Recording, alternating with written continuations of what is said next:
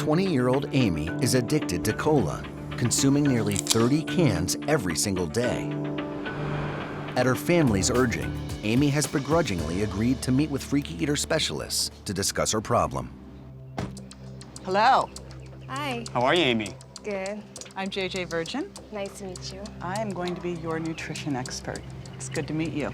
You too. And I'm Dr. Mike Dow. I'm an eating disorder expert and psychotherapist. Okay. Your mom and your brother, they're a little worried about your cola consumption. Yeah, I know.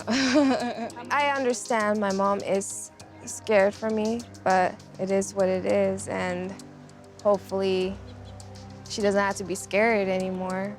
Are you concerned about your health? I am. I think Amy is somewhat open to change. I hope that the things that JJ and I are going to do with her increase that motivation. Amy claims that she wants to be healthy, but Dr. Dow and JJ believe that shock therapy is the only way for her to understand the seriousness of her addiction. Wow.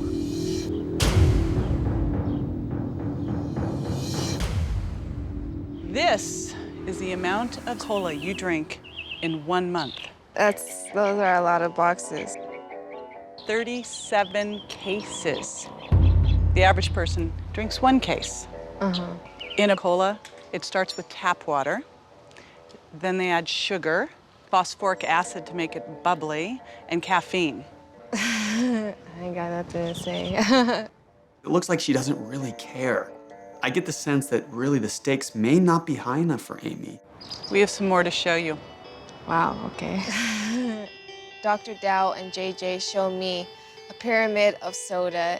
I know that's a lot, but it just doesn't, affect me.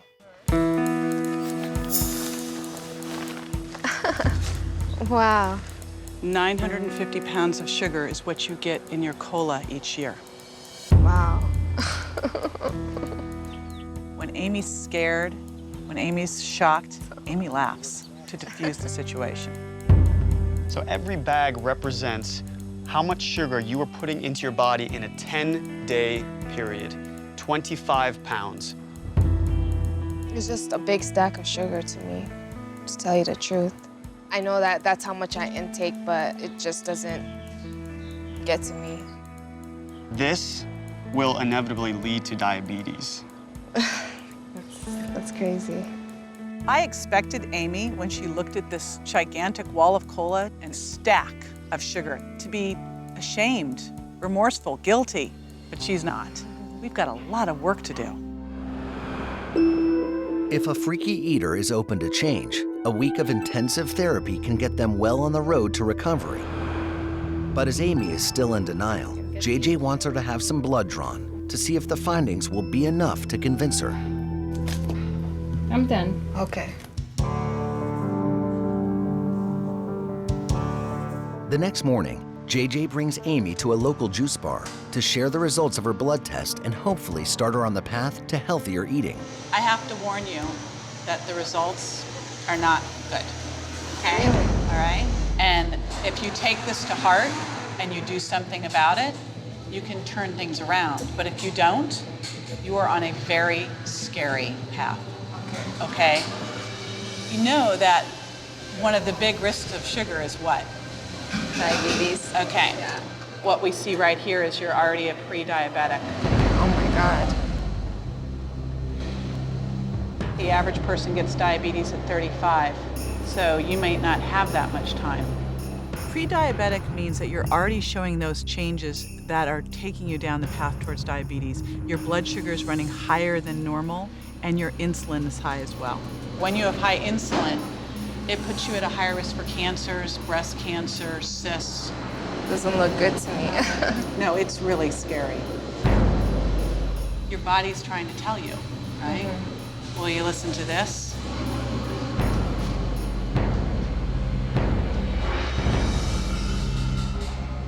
Yes, absolutely. Diabetes scares me. That's like a life and death thing. As JJ hoped, Amy has agreed to try to change, and they are in a perfect place to start. JJ's plan is to replace Amy's junk food diet with more wholesome alternatives, starting with breakfast. Every day, you're going to start the day with a shake. The smoothie is an easy way to get breakfast in and get a lot of nutrition in to boot. Ready to try your new breakfast? Yes.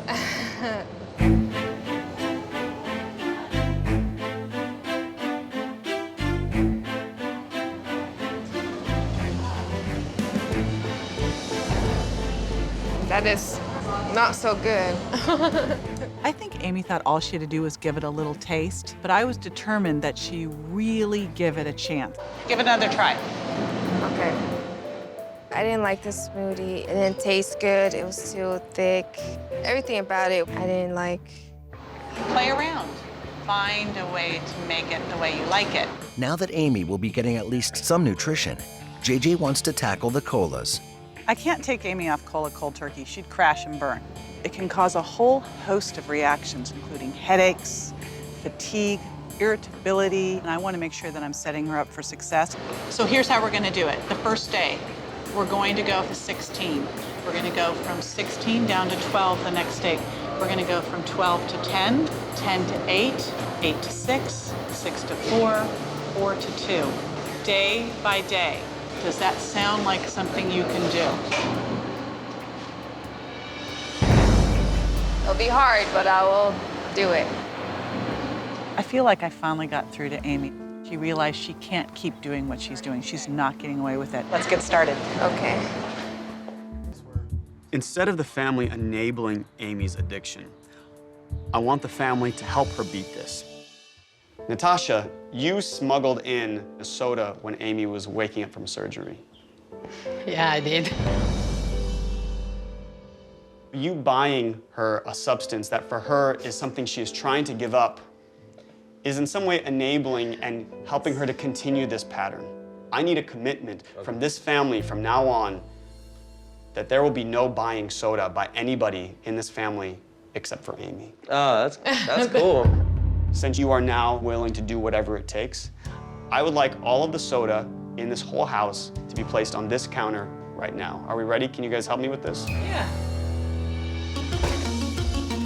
All the colas out here on this island. Ah, the secret stash. Wow. A lot of cola, Amy. Amy's plan calls for her to gradually taper off cola day by day. And to make sure she sticks to that, Dr. Dow wants to remove all excess colas from the house. I'm gonna now ask you and your family to open and pour out the rest of those cans. Oh no, why? It's a waste of, I'm gonna eventually have to go out and buy it. Exactly. Part of treating addictive behaviors is making it more difficult for you to get the substance that you are addicted to. And if you are allowing this to be in your house, you are setting yourself up for failure. So, Natasha, could I ask you and the family to pour out these into the kitchen sink, please? Since we are now enlisting your help in helping Amy. You want me to do the first one? Yeah. Okay, come on. I'll do it. Okay. You don't have to do it. You don't have to do anything you want to. You don't do it.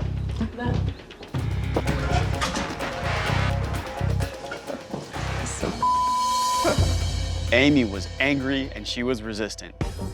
All of that tells me how severe the addiction to cola really is. I would like to ask you to pour one cola into the sink. One. No, At I wouldn't least waste one. it. No. I wanted Amy to be the one pouring out some of the cola.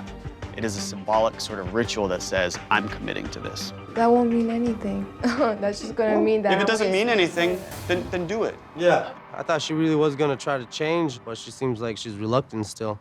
Wasn't too happy about that at all. That's not gonna make anything better, me spilling a soda. Then do it for me. I did not see a point of spilling out the soda. I was just irritated. I have this one. I could spill this one. Okay, spill that one out for me. Okay. The whole therapy sessions by Dr. Dow are not working out. Okay. I do not need therapy. Regardless, if Amy wants to succeed, she needs to stick to JJ's plan. Instead of drinking her usual average of 30 colas a day, she must now make 58 cans last the entire week. Are you being accountable to not only yourself, to your family, and to me that you are agreeing that this, the next 7 days, is your cola. You're just gonna drink this the whole week? Yes. This amount? Yes. What I want from you is a commitment. Right. I am committed, yes. Amy has a lot to do over the course of the next week. She hasn't had that aha moment yet, but she has had moments of realization where she is maybe starting to say, I need to make changes in my life.